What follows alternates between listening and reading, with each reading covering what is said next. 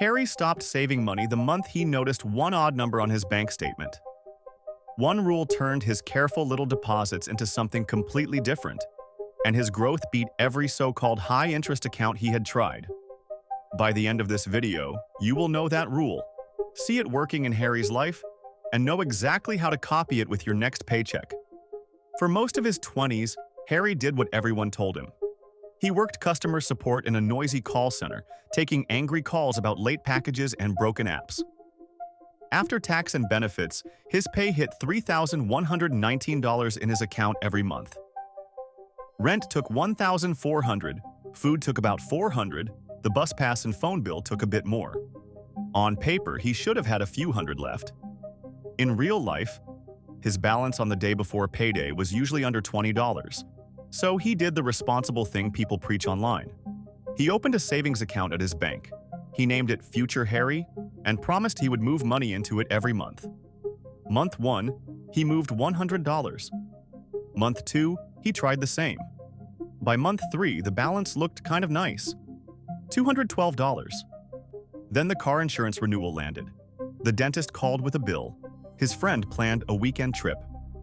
2 taps later, Future Harry had $46 left. If you have ever watched your savings swell for a few weeks, then evaporate, Harry's story already feels familiar. He thought the problem was discipline, so he kept trying harder versions of the same plan. Save more, cut more, try again. One night on the late bus home, he listened to The Automatic Millionaire by David Bach. The big idea was simple. Pay yourself first, move money to savings before you pay anyone else. He set up a stricter plan, pushing $217 into savings right after payday for 3 months. The balance finally crossed $600. Then his laptop died. The repair quote came back at $483, and 2 days later he pulled almost everything out of savings, back to almost zero. Here is the part people rarely admit. Harry did not feel proud that he had money to cover the crisis. He felt stupid and tired. Years of effort, and he still felt like one broken device could knock him out. Around this time, he saw another number that shook him. A survey said roughly 2/3 of people in his country were living paycheck to paycheck. Another piece showed that almost 4 in 10 adults would struggle to cover an emergency around $400 without borrowing. Harry realized he was perfectly average, getting perfectly average results from perfectly average advice. A friend at work slid him another book, The Richest Man in Babylon by George Clason. One line burned into his brain. Part of all you earn is yours to keep. Under it, he wrote one more line in his notebook. Keep does not mean park. Keep means put to work. That sentence became his rule, even before he knew what it meant in practice. For a few days, he turned it over in his head. If his money was his to keep, why did it feel like it kept running away? He opened his banking app and pulled up the last 12 months of transactions. That was where he saw the odd number that changed everything. Across a whole year, he had managed to move about $2,691 into savings. A few months better, a few worse. It sounded decent, but right under that line was another total. Overdraft and credit card interest, $634. He was paying hundreds of dollars just to have the privilege of moving money in circles. That night, Harry wrote his rule in full. Never save money that does not lower a fixed bill or buy an asset. Every dollar must come back with a friend. That is the core of this whole video. Harry did not stop being careful. He stopped worshiping savings accounts. He kept a small buffer. Everything else had to either shrink a monthly payment or start earning something for him. To make it real, he drew a simple 3-line grid on a notepad. Line 1 was this month. Line 2 was next 90 days. Line 3 was 10 years from now. Every dollar leaving his main account had to land in one of those lines with a job. If it was this month, it could cover rent, food, transport, and a tiny bit of fun. If it was next 90 days, it could build a short-term buffer for real emergencies. If it was 10 years from now, it had to hit debt or investments, not sit in a sleepy savings account. Here is how that looked in real life, starting in January. Month 1, he listed his bare-bones monthly cost. No takeout, no streaming, no extras. Rent, utilities, basic food, transport, and the minimum on his debts. That number was $2,173. His goal for the buffer line was simple. He wanted 1 month of bare-bones expenses sitting in a dedicated buffer account, nothing more.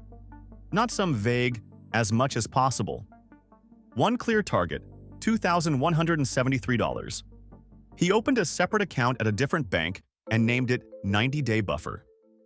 He chose an odd amount that felt noticeable but not deadly. $139 from each paycheck went straight into that buffer. He got paid twice per month, so that meant $278 monthly. At the same time, he looked at his credit card. The minimum payment was $59. The interest rate was brutal. If the rule said every dollar had to lower a fixed bill or buy an asset, then attacking that card counted. So he picked another odd amount. $97 extra for the card each month, on top of the minimum until it died. That left him with a little over $600 of wiggle room after rent, food, transport, buffer, and card payments. He gave himself one small treat budget of $73 and left the rest in checking. Here's the key difference. Before, he would have pushed whatever he could into savings, watched the number grow, then rated it when life hit. Now, the buffer had a ceiling. Once it hit the target, new dollars would not go there. By month 3, his buffer crossed $834. His credit card balance had dropped by almost $300, and for the first time in years, the interest charge on his statement actually shrank. But month 3 also punched him. His landlord announced a rent increase of $85 starting next quarter. A younger Harry would have thrown his hands up and said, "What is the point of saving? Everything is more expensive anyway." New Harry asked a different question. How do I make this rule kill that bill? The rent hike was a fixed monthly cost. If every dollar had to lower a fixed bill or buy an asset, then his next job was to find something else to cancel. He pulled out his bank statement again. There it was. 2 streaming bundles, a gym membership he never used, and scattered food delivery. The gym and extra streaming alone added up to $79 a month. He canceled both. It hurt for about 10 minutes. Then it felt like a raise. Those canceled subscriptions were not savings in the old sense. They were freed soldiers. He reassigned that $79 straight into his credit card payment. His new extra payment was $176 monthly. By the end of month 4, his buffer account hit $1,112. His card balance had dropped by $763 from where he started the year. Around this time, he picked up The Psychology of Money by Morgan Housel. One idea sank deep. Money's real power is not the number itself, but the options it gives you later. Freedom beats luxury. Huge savings accounts were not the goal. The goal was freedom from bills that chained his future. He saw something important. Every dollar sitting in a low-interest savings account beyond his buffer was not buying freedom, it was buying comfort. When Harry ran the numbers on his banking app, he saw that if he kept using savings the old way, even with that automatic transfer, he might scrape together maybe $4,000 or $5,000 in a few years. Nice. But his rent, his card, his transport, his phone bill, his whole life script would look exactly the same.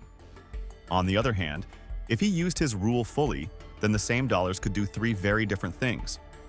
First, they would quickly build that 1-month buffer, so emergencies did not send him back to zero. Second, they would kill any debt that charged interest higher than his savings account paid, which was almost all of them. Third, after those 2 layers, they would have to move into something that grew faster than inflation, like a simple low-cost index fund. He was not chasing stock tips. He was simply refusing to let money sit in the middle. Cash could only wait in line for 90 days. After that, it had to either lower a bill or start owning a tiny piece of something real. So month 5, when his buffer crossed $2,209, Harry did something that felt wrong at first. He stopped saving. He froze the buffer at 1 month of bare-bones cost. He changed the automatic transfer from his buffer account so that $139 now went to a basic market index fund inside a beginner-friendly investing app. The app let him buy small slices with low fees, so he did not need thousands to start. In other words, the buffer had done its job. New dollars now went only to debt or assets. By month 6, his credit card was down to a few $100s. The balance in his investing app was only $427, which looked small, but it was money with a job. The difference between Harry and his past self was not that his income doubled. It was that every dollar now had a path. Bare survival and checking. Short buffer for the next 90 days. Then, beyond that, every dollar either smashed a bill or bought a small piece of the future. By the end of that first year on the new rule, the numbers looked like this. His 90-day buffer held a steady $2,191. His credit card was no longer in his wallet. The account read zero. His investing app, where new automatic transfers went, showed $1,735 and some change. Those are not millionaire numbers. But for Harry, they were proof. Remember that $634 he paid in interest the previous year?